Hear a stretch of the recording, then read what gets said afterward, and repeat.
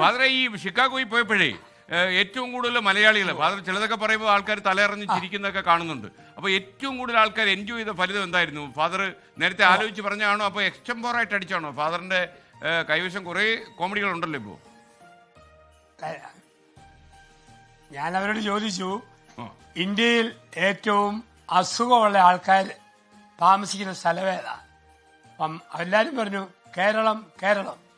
ഞാൻ പറഞ്ഞല്ല, പഞ്ചാബ്. അതെന്താ? അവിടെയെല്ലാം സിഖുകാരാന്ന് പറഞ്ഞു. അപ്പൊ എല്ലാരും ഒറ്റ ചിരി ചിരിച്ചവിടെ.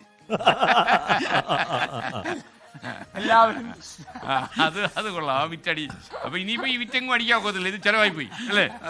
അപ്പൊ ഫാദർ ഈ ടെലിവിഷനിലൊക്കെ തന്നെ ഈ തമാശകൾ പറയുന്നുണ്ടേ, ഈ ആവർത്തനം വെച്ചിട്ട് എവിടെയെങ്കിലും ആൾക്കാർ കൂകിയിട്ടുണ്ടോ?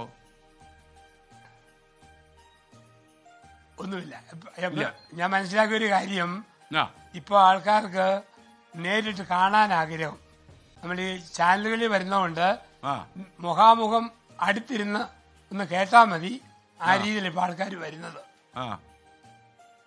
അല്ല, എനിക്ക് അത്ഭുതം തോന്നിയിട്ടുള്ള കാര്യം, ഫാദർ ഈ കല്യാണത്തെ കുറിച്ചും ദാമ്പത്യത്തെ കുറിച്ചും ഒക്കെ കോമഡി പറയും.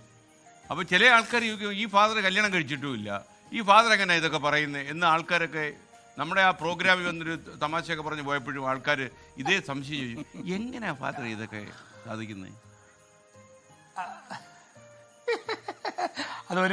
ഒരു കൊച്ചി ചോദിച്ചു അപ്പനോട്, എൻ്റെ അപ്പ കല്യാണത്തിൻ്റെ അന്ന് അമ്മയ്ക്ക് നല്ല വെള്ള ഡ്രസ്സ്, അതെന്താ?